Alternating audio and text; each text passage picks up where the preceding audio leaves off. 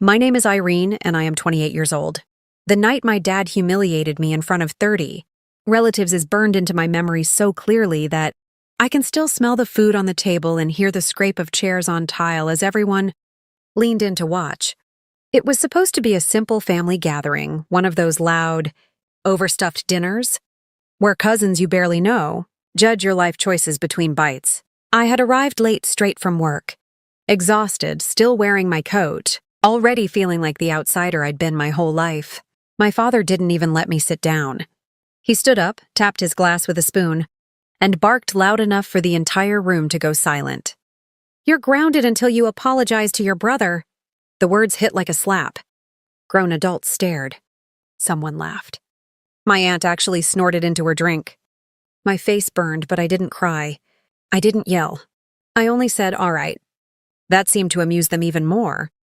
My dad went on, pacing like a judge delivering a sentence, reminding everyone how ungrateful I was.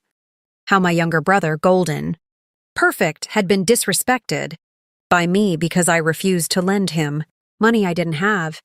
He made it sound like a crime. He enjoyed it. Every laugh felt like a small betrayal.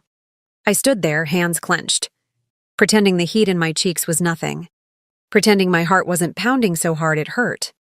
Later that night, as relatives filtered out and whispered, he pulled me aside and repeated it quietly, like a threat: apologize or stay grounded, as if I were still 16 and dependent. I went to my room and closed the door, breathing slowly, already making a decision I didn't say out loud. The next morning, he knocked once and opened the door without waiting, wearing that smug half-smile I knew too well. He sneered, "Finally learned your place?" Then he stopped mid-sentence.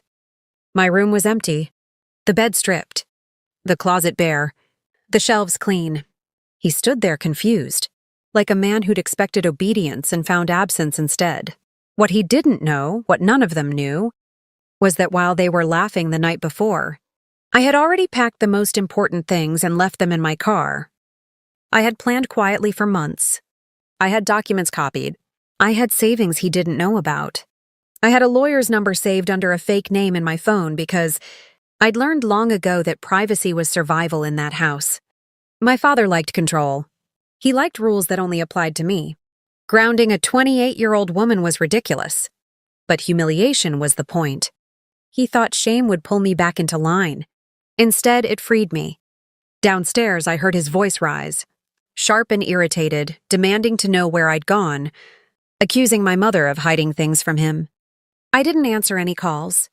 I drove straight to a small apartment I'd already signed for, dropped my bags, and sat on the floor until my hands stopped shaking. Around noon, my phone buzzed with messages, angry, mocking, confused.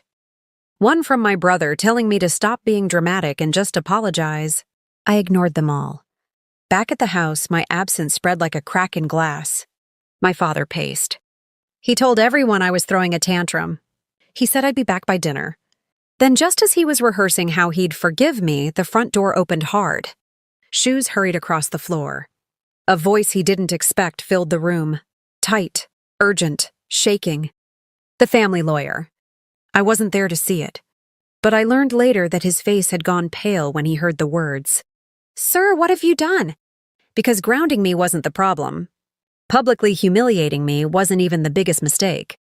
The truth was, while my dad thought he was punishing me like a child, he had crossed a line that had been building for years, one that involved money, control, and documents he never thought I'd read. Sitting alone in my new place, phone face down, I finally allowed myself to breathe. They laughed at me the night before. They thought I was powerless. They were wrong.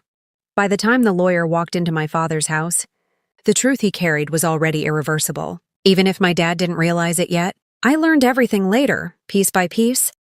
Because when my phone finally rang, it wasn't my father screaming, it was the lawyer himself. His voice low, careful, almost apologetic as he asked where I was and if I was safe. That was when I knew this wasn't just about a family argument anymore. He told me that after I left, my father had actually bragged about grounding me in front of everyone, about finally putting me in my place. And that was when the lawyer snapped. He had been reviewing documents the night before, documents connected to my late grandmother, documents my father had insisted were handled. They weren't. The truth was that my great-grandmother had set up a trust years ago, one that specifically named me as the primary beneficiary once I turned 28. Not my father. Not my brother. Me. And the condition was simple. I had to be informed, and the assets were to be transferred directly to me without interference. My father never told me. He delayed. He redirected funds. He treated my future like something he owned. When the lawyer realized my birthday had passed months ago and I still hadn't been notified, he rushed over shaking. Because suddenly it wasn't just unethical, it was illegal. That's why he burst into the house and said the words that later echoed back to me like justice itself. "Sir, what have you done?" My father tried to laugh it off. He said I was emotional, irresponsible. That grounding me was proof I wasn't ready for anything serious. The lawyer didn't laugh. He laid the papers on the table in front of 30 stunned relatives, explaining calmly that I was no longer a child, that I was legally entitled, and that humiliating me publicly, while withholding information, could be used as evidence of coercion and control. The room went silent. The same people who laughed the night before suddenly couldn't look at each other. My brother tried to interrupt, claiming I owed him an apology, and that's when the lawyer shut him down too, explaining that the money my brother had been living off for years wasn't my father's generosity. It was misused trust income. When my phone buzzed again, this time with my mother's name, I didn't answer. I didn't need to. I already knew what was happening. The power my father wielded through shame was evaporating in real time. He tried to salvage it, snapping that I was grounded, that I was being dramatic, that family matters should stay private. The lawyer reminded him very clearly that courts don't care about grounding, and judges care a lot about fraud. By evening, messages flooded in, apologies from relatives who suddenly always supported me. Silence from the ones who laughed the loudest. Rage from my father demanding I come home and fix this. I didn't go back. I met the lawyer the next day in his office, hands steady for the first time in years, as he explained everything that had been hidden from me. The accounts, the property, the protections my great-grandmother had put in place because she saw exactly who my father was long before I did. I signed papers. Control shifted. My father lost more than authority that day. He lost the illusion that I was small. Weeks later, I heard he still tells people his version, still insists I embarrassed him, still refuses to admit that barking, "You're grounded until you apologize to your brother," was the moment he exposed himself. But I don't correct him. I don't need to. I moved forward. I built a life where no one sneers, "Finally learned your place," because I chose my own.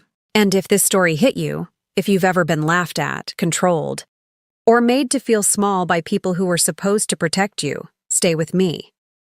Stories like this matter, truths like this matter, and if you want to hear more real, powerful stories of quiet revenge and long overdue justice, make sure you subscribe to True Revenge Glory right now.